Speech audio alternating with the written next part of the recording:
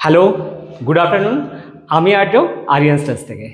আজকে চলে এসেছি রয় পরিবারে, আর এটা এসেছি দুর্গাপুরে। আজকে সকাল সকাল বেরিয়েছি, ফুল করে চলে এসেছি দুর্গাপুরে। টেনশন হয়ে গেছিলো, আজমাত ভাই প্রচুর টেনশন দিয়ে দিয়েছিল, কিন্তু ফাইনালি লাস্ট টাইমে ট্রেনে উঠে আমরা এখন চলে এসেছি। এবং এখন ততক্ষণ ধরে আমরা ওনার সাথে ডিসকাশন করেছি, একটা রাফ একটা আইডিয়া আমরা চিন্তা ভাবনা করেছি, সেই আইডিয়াটাই শেয়ার করব ওনাদের সাথে। তো পরিচয় করিয়ে দিই, মিস্টার প্রণব রায় আর বর্ণালী রায়। ওনাদের একটা সুন্দর 2 BHK ফ্ল্যাট, যে ফ্ল্যাটটা এসে আমার সব থেকে ভালো লেগেছে খোলা আকাশ। আর আকাশ আমার কতখানি পছন্দের সেটা যারা তোমরা আমার রেগুলার ভিডিও দেখো তোমরা জানো। প্রত্যেকটা ঘর থেকে খোলা আকাশ দেখা যাচ্ছে, গ্রিন দেখা যাচ্ছে, যেটা আমার ভীষণ ভালো লেগেছে। তো চলে আসছি মেন ডোর থেকে। এটা হচ্ছে ওনার মেন ডোর। মেন ডোরটা আমরা পুরো পেস্টিং করব, একদম আউটার সাইড এবং ইনার সাইড দুটো বোথ সাইড পেস্টিং হবে। লং হ্যান্ডেল হয়ে যাবে, লক হবে। এখানটায় হাফ পোর্শন কভার করে স্টোরেজ স্পেস করব। পুরোটা আমি করব না, পুরোটা করলে ক্লামজি হয়ে যাবে। নিচ থেকে স্পট লাইটস দেবো। ঢুকেই এই ওয়ালটাতে ওনার একটা শু ক্যাবিনেট থাকবে, এবং ইচ্ছা আছে এই ওয়ালটাতেই ইন্টারেস্টিং কোনো পেন্টিং বা কোনো ইন্টারেস্টিং কিছু দেওয়ার, এবং সেই সঙ্গে কি হোল্ডার দেওয়ার, যাতে ঘরে ঢুকে যে চাবিগুলো আপনার ইমার্জেন্সি থাকে সেটা আপনি রাখতে পারেন। এখানে ওনার এমসি বক্স আছে, এটাকে উপরেও আমরা একটা পেন্টিং দিয়ে এটাকে কভার করে দেবো। দরজাগুলো প্যানেলিং হয়ে যাচ্ছে। ওনার কিছু কালেকশন আছে যেগুলো একদম রেয়ার, সম্ভবত নৈনিতাল থেকে ওনারা একটা সোফা সেট ওনারা অলরেডি কালেকশন করে রেখেছেন, বহু বছর পুরনো। তো বেসিক্যালি ওনারা আমাকে যখন দেখালেন, আমি অবশ্যই একদমই বলবো না যে ওটাকে মাইনাস করতে, তো অবশ্যই ওটাকে আনতে বলবো। তো সেটা কিভাবে সেট করা যায় সেটা নিয়ে এতক্ষণ ধরে ডিসকাশন হলো। তো এটা আমরা সেট করবো ওনার 3 সিটার এবং 2 সিটার, সিঙ্গেল সিটারের দুটো সোফা আছে, মানে টোটাল 5 সিটার আছে। তো সিঙ্গেল সিটার দুটো আমরা সেট করব ঠিক এই ওয়াল বরাবর, আর ঠিক অপোজিটে দেবো 3 সিটার। ওনার সেন্টার টেবিলও অলরেডি আছে, যেটাও আপনি নৈনিতাল থেকে এনেছেন। তো ওনার সাথে দুর্গাপুরে আসবে নৈনিতালের স্মৃতি। তো যাদের যাদের বাড়িতে এরকম কোনো স্মৃতি হিসেবে কোনো জিনিস আছে, আমি সেগুলো কখনোই বলি না যে ওটাকে ফেলে দিতে, চেষ্টা করি সেই রুমের সাথে অ্যাডজাস্ট করে দিতে, কারণ কি শুধু ওটা একটা আলাদা স্মৃতি নয়, ওটা একটা আলাদা সম্পদ। ঠিক আছে, তো বেসিক্যালি এখানে ওনার টোটাল সিটিং এরিয়াটা হয়ে যাচ্ছে। তো দিদির ফার্স্ট থেকেই চয়েস ছিল যে টিভিটা উনি কিচেন থেকেও দেখতে চান, এবং সোফায় বসেও দেখতে চান, এবং ডাইনিং থেকেও দেখতে চান।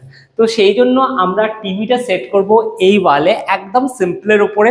যেহেতু পেছনেই থাকছে সোফা, জাস্ট টিভিটা সেট করার পর যদি পসিবল হয় হালকা করে আমরা স্পটলাইটস দিয়ে জায়গাটাকে খালি হাইলাইট করব, আর বেশি কোনো ক্লামজি আমরা এখানটা করব না। চলে যাচ্ছি নেক্সট ফেজে। এখানে 3 সিটার সোফা সেট হয়ে যাওয়ার পর ওনার ফ্রিজ চলে আসবে এই ওয়ালে, এবং ফ্রিজের পাশের পোর্শনটাতে আমরা রাখবো মাইক্রোওভেন রাখার জায়গা। আর ওনার একটা ইন্টারেস্টিং ক্রকারি ইউনিট আছে, যেটা সেট হয়ে যাবে এখানে। কিন্তু পুরোটা যখন ওনার মডুলার কিচেন হচ্ছে, এমনভাবে সেট করব যাতে ওটা যে ওনার বাড়িতে অলরেডি এক্সিস্টিং ছিল যাতে বোঝা না যায়, সেটা আমরা চেষ্টা করব। নিচেও থাকছে স্টোরেজের স্পেস। পুরো মডুলার কিচেন হচ্ছে যেমনভাবে আমাদের থাকে 3 layer modular kitchen, full ceiling অবধি সেইভাবেই থাকছে। একটা 4 সিটার ডাইনিং টেবিল সেট হচ্ছে এই বরাবর। অবশ্যই আমার পছন্দের যে পেন্টিংটা, আমার মায়েরও খুব পছন্দের, সাওদা মায়ের একটা ফটো থাকছে। এখান থেকে আমরা লাইটস ফেলে জায়গাটাকে হাইলাইট করব। সাথে রাখবো আপনার পছন্দের কিছু ইনডোর প্ল্যান্টস রাখার জায়গা। একদম পুরো প্লেন থাকছে, কিন্তু 4 সিটার ডাইনিং টেবিলের দুটো চেয়ার্সকে আমরা দুটো বেডরুমে সেট করব, যেহেতু ম্যাক্সিমাম সময় আপনারা দুজন থাকছেন। যখন গেস্ট আসবে তখন ওই 4টা চেয়ার্স নিয়ে নেবেন। এখানে সামনেই আছে একদম সুন্দর ব্যালকনি। ব্যালকনি থেকে গোটা সিটিটা দেখা যাচ্ছে। আমার মনে হয় ওই দিকটা কি সিটি সেন্টার? হ্যাঁ, সিটি সেন্টার। তো এইখানে সামনাসামনি প্রচুর বড় বড় হাই রাইজ বিল্ডিং হচ্ছে দেখছি, এবং খুব ভালো লাগছে দেখে, গোটা শহরটা দেখা যাচ্ছে। তো এটা এক্সটেন্ড হয়ে যাবে ব্যালকনিটা, এখানে প্ল্যান্টস রাখা যাবে। ওয়াশিং মেশিন এখানে সেট হয়ে যাচ্ছে। এখানে ক্লথ হ্যাঙ্গিং দেওয়া যেতে পারে জামা কাপড় যেগুলো শুকোতে দেওয়ার জন্য। ঠিক আছে, ওয়ালগুলো সুন্দরভাবে আরো সুন্দরভাবে ডেকোরেশন করে দেওয়া যেতে পারে। দরজাটাকে আমরা বাইরের দিকে খুলবো, তাহলে এখানে স্পেসটা অনেকখানি বেড়ে যাবে। চলে যাচ্ছে ওনার মাস্টার বেডরুমে। মাস্টার বেডরুমে গিয়েই যেটা বলতে চাইছি, ওনার অলরেডি এক্সিস্টিং বেড আছে। যেহেতু ওনার বেড আছে, আমরা বেড এখানে তৈরি করছি না, বেডের পাশে একটা আমরা ওয়ার্ড্রপ তৈরি করছি। আর এখানে এক্সট্রা কিছু হচ্ছে না, কারণ ওনার ড্রেসিং ইউনিটও অলরেডি আছে। তো বেসিক্যালি যাদের কোনো এক্সিস্টিং জিনিস থাকে সেটা রাখা যায়, তো সেটা আমরা চেষ্টা করি সেখানে অ্যাডজাস্ট করে দেওয়ার। উপরে একটা লফট স্পেস করা আছে যেটা হিউজ, এটাকে টোটালটা আমরা কভার করে দেবো, তাহলে আপনি কোনো বড় জিনিস এখানে রেখে দিতে পারবেন। আপনার এখানে ওয়াশরুমে যেগুলো কর্নার সেলফ আছে সেগুলো জাস্ট আমরা ইনস্টল করে দেবো। এক্সট্রা ক্লথ হ্যাঙ্গিংয়ের জন্য কিছু হ্যাঙ্গিং অপশান আমরা ডোরের পেছনে দিয়ে দেবো, সেখানে ব্যাগস বা ছাতা ওগুলো আপনি রাখতে পারবেন। এখানে একটা ছোট্ট ব্যালকনি আছে, যেটা বর্ণালীদের রেফারেন্স মানে চয়েস অনুযায়ী আমরা এটা পূজা ইউনিটে কনভার্ট করব, পূজার রুমে কনভার্ট করব।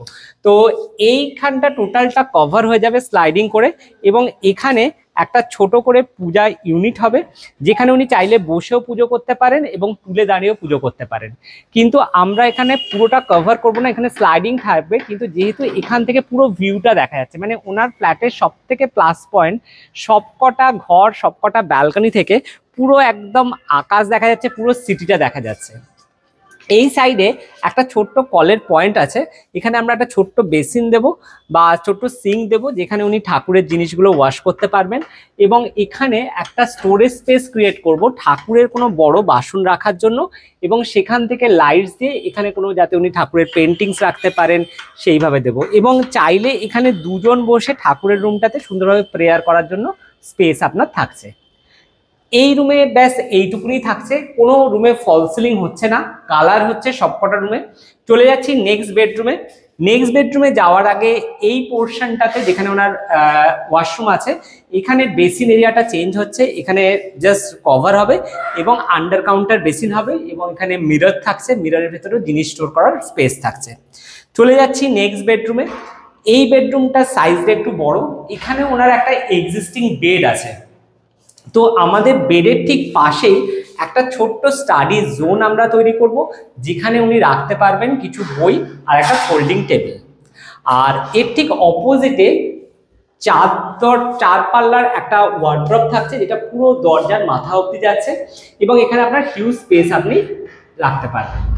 এখানে একটা বিমের পাশে স্পেস থাকছে, এখানেও আমরা সেলফ করে দেবো, যেখানে আপনার দরকার মতো জিনিসগুলো আপনি রাখতে পারবেন। চাইলে কিছু পোর্শন কভার, চাইলে কিছু পোর্শন ওপেন রাখতে পারবেন, এবং ওনার একটা সেলাইয়ের মেশিন আছে যেটা আপনি এই বরাবর রাখতে পারবেন। এবং এখানে চাইলে আপনার যেটা এক্সট্রা যে চেয়ার্স আছে ডাইনিং চেয়ার টেবিলে, সেটা রেখে এখানে স্টাডি রুমের সাথে আপনি অ্যাডজাস্ট করতে পারবেন। আর আরেকটা জিনিস আমি ওনার মাস্টার বেডরুমে বলতে একদম ভুলে গেছি, ওনার ঠিক ওয়াশরুমের যে অ্যাডজেসেন্ট ওয়ালে আমরা একটা ফোল্ডিং টেবিল দেবো, যাতে আপনি আয়রন টেবিল হিসেবে যাতে ইউজ করতে পারেন।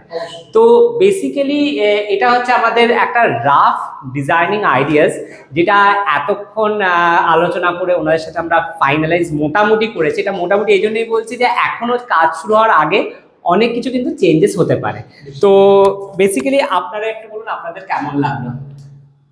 না, আমার তো আইডিয়া খুব ভালো লেগেছে, আমি দেখেছি ইউটিউবে আপনার সব। Thank you. তো দেখা যাক আগে কি হয়, মানে সব আইডিয়াগুলো আমার পছন্দ হয়েছে। ওকে, থ্যাংক ইউ। আপনার? হ্যাঁ, আপনার এর মধ্যে একটু ক্রিয়েটিভিটি দেখতে পাচ্ছি, কীভাবে কতটা মানে ডিসকাশন করে যতক্ষণ না পর্যন্ত একটা জায়গায় আসছি, অবশ্যই খুব সুন্দর লেগেছে। Thank you. তো তোমরা যারা ভিডিওটা দেখলে, তোমরা অবশ্যই কমেন্টে জানিও যে রয় পরিবারের এই সুন্দর ফ্ল্যাটটাকে আর কীভাবে আমরা সুন্দর করতে পারি। তোমরা কিন্তু কমেন্টে অবশ্যই জানিও। তোমাদের কোনো সাজেশনস যদি আমাদের ভালো লাগে, সেই সাজেশনটা ওনাদের সাথে ডিসকাশন করে আমরা অবশ্যই এখানে ইমপ্লিমেন্ট করার চেষ্টা করব, এবং যার সাজেশনটা সবচেয়ে ভালো হবে সেই নামটা কিন্তু আমরা অ্যানাউন্স করব আমাদের নেক্সট ভিডিওতে। তো সেই জন্য ওয়েট করে থেকো না, তোমরা এক্ষুনি যোগাযোগ করো স্ক্রিনে দেওয়া নাম্বারে ফ্রি সাইট ভিজিটের জন্য।